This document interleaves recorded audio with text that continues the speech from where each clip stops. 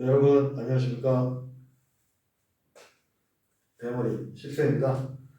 1부에서 프로페시와 아보다트의 차이점에 대해서 설명을 드렸고, 이번엔 그것을 적용하고 활용하는 방법에 관한 영상입니다. 오늘은 이제부터 미녹시딜의 효과에 관한 실험을 끝마치면서 피나스테리드의 효과에 관한 실험을 시작한다는 소식을 전해드리면서, 보통 탈모를 유발하는 것은 우리 몸속에 존재하는 디하이드로테스토스테론입니다.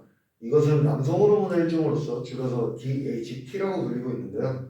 이 DHT가 남성형 탈모를 유발하는 것은 사실이지만 근육을 증강시키는 용도로도 작용하기 때문에 아무리 산삼을 꽂는 입장이라 해도 탈모약을 복용하여 내 인성 호르몬을 전부 억제할 필요는 없다고 생각합니다. 하지만 장기적으로 봤을 때 머리카락은 근육보다 소중하기 때문에 사람들은 결국 탈모약을 찾게 되는데요. 보통 탈모증 치료제로 사용되는 피나스테리드라는 물질은 5알파 리덕테이즈 1형 억제제로서 피부과에서 처방 시 프로페시아라는 약물로 처방되어 한 달에 6만원 내외의 비용을 발생시킵니다. 프로페시아에는 피나스테리드가 1mg 들어있으며 본래 용도는 전립선 비대증의 치료입니다. 테스토스테론이 전립선에서 5알파 리덕테이즈를 만나 DHT로 변환되기 때문에 과도한 DHT로 인한 전립선의 성장을 막기 위해 개발된 약물인데요. 일부에서 설명드렸듯이 남성형 탈모를 유발하는 것도 결국 디하이드로 테스토스테론이기 때문에 DHT의 생성을 억제하다 보면 두피에서 일어나는 탈모 증상에도 효과를 내는 것입니다. 이제 전립선 비대증, 이는 디하이드로 테스토스테론이 전립선에서 과도하게 생성되고 그것이 전립선의 안드로겐 수용체와 결합하면서 전립선의 비정상적인 세포 성장이 일어나며 발생하는 일종의 노화 현상입니다. 전립선은 요도의 뿌리 부분에 존재하는 섬유근 조직이기 때문에 비대증 같은 증상이 시작되면 요도를 막아 소변 배출에 지장이 생기고 방광을 자극하여 야뇨증이나 잔뇨감을 유발합니다. 이러한 증상으로 비뇨기과에 내원을 하게 되면 전립선 비대증 치료를 위한 프로스카를 처방해 주는데요. 프로스카에는 피나스테리드가 5mg 들어있습니다. 피부과에서 처방하는 프로페시아에는 피나스테리드가 1mg, 비뇨기과에서 처방하는 프로스카에는 피나스테리드가 5mg. 함량이 다를 뿐 성분과 효능은 동일합니다. 애초에 프로페시아라는 약물은 프로스카를 통하여 전립선 비대증을 치료하던 대머리가 모발이 증가하는 부작용을 발견하게 되면서 이를 활용하기 위해 피나스테리드의 함량을 낮추면서 탈모증 치료약으로 변경된 약입니다. 본인은 근래 들어 소변을 보고 나서 잔뇨와 함께 정액이 흘러넘치는 도핑 부작용을 경험하고 있었기 때문에 전립선 기능에 문제가 발생했음을 감지하고 비뇨기과에서 한 달치 프로스카를 2만원대로 처방받았습니다. 자, 주목! 이제부터가 중요합니다. 본인은 탈모 증상을 완화시키기 위한 피나스테리드 성분을 저렴하게 구매하기 위하여 똑똑하게 비뇨기과를 방문한 것이 아닙니다. 본인은 비뇨기과 검진 결과 전립선에서 결석이 발견되었기 때문에 질병의 치료 목적으로 프로스카를 적극하게 처방받았고 어쩌다 보니까 이걸 4분의 1로 쪼개서 먹으면 프로페시아랑 성분은 같은데 비용이 절감된 겁니다.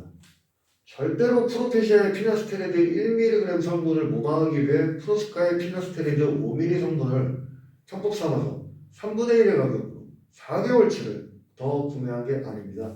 피나스테리드 성분이 필요했고 프로스카가 프로페시아보다 가격이 저렴하고 함량이 5배 높지만 절대로 비용 절감을 위하여 의사에게 전립선이 안 좋은 것 같은데요? 라고 구라를 쳐가지고 짝짝꿍을 해가지고 약을 싸게 받아온 게 아닙니다. 마이너스 곱하기 마이너스는 플러스인데요. 알겠으면 끄덕여 넘어가겠습니다.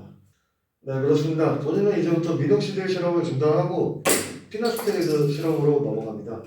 사실 미녹시딜을 사용한 지 1년째 되던 시즌 6 때 정수리에 지루성 피부염이 많은데요. 미녹시딜 사용을 강제로 중단할 때가 되었습니다. 미녹시딜이 좋은 약인 건 맞지만 이것을 골고루 얇게 표현하지 않는다면 머리카락이 엉겨붙어 뭉치게 됨으로써 지루성 피부염의 원인이 될 수도 있습니다. 시즌 6의 마데카솔이 지루성 두피염의 트리거가 된 것인지 미녹시딜을 잘못 사용했기 때문인지 사건의 겹침으로 인해 원인을 정확하게 파악할 수는 없지만 두 가지 모두가 원인이 될 수 있는 것은 사실입니다. 시즌 6 마데카솔의 부작용은 생각보다 광범위했습니다.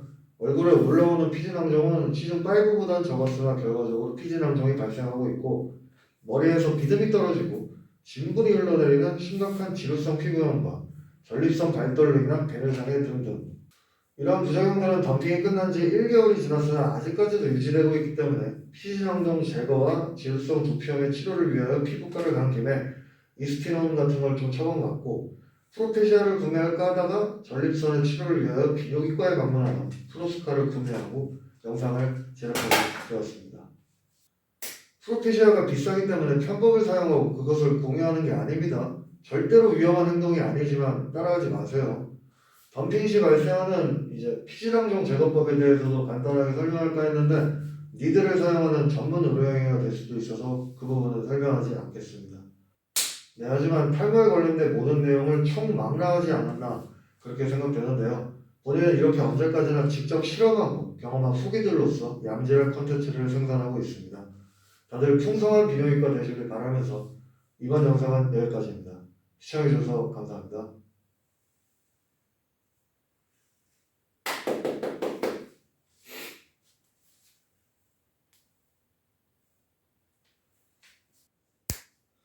네, 지금 보시는 게 프로스카라는 피나스테라이드 5mg 성분이 함유된 필름 코팅 제형입니다.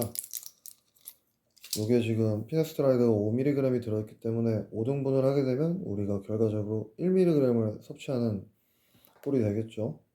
그래서 약을 등분할 땐 치아로 깨물지 마시고 다이소에 가시면 핸드네일 손질용 이렇게 니퍼를 판매합니다. 1,000원이면 사요. 핸드네일 니퍼 같은 걸 가지고 코팅정을 잡고서 주먹을 쥐고 누르면 쉽게 조각이 납니다. 지금 보시면 원래 한번 잡고 누르면 4, 5등분이 되는데 손이 많이 가네요. 이렇게 해서 4등분이 됐죠. 이 약을 이렇게 방습제가 포함되어 있는 밀폐 용기에 넣어 두시고 하루에 한 개씩 섭취하면 1mg이 될 거고요. 가루 같은 건 먹지 마시고 두피에 바르시면 됩니다.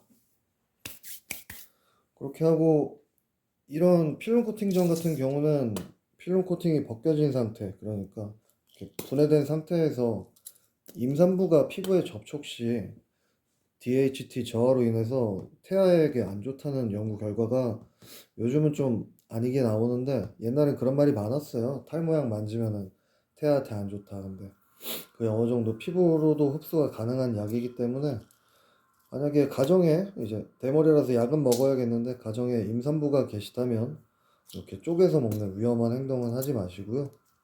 그냥 피나스테라이드 1mg이 들어있는 프로페시아를 따로 구매하셔서 드시는 게 안전할 겁니다. 네, 감사합니다.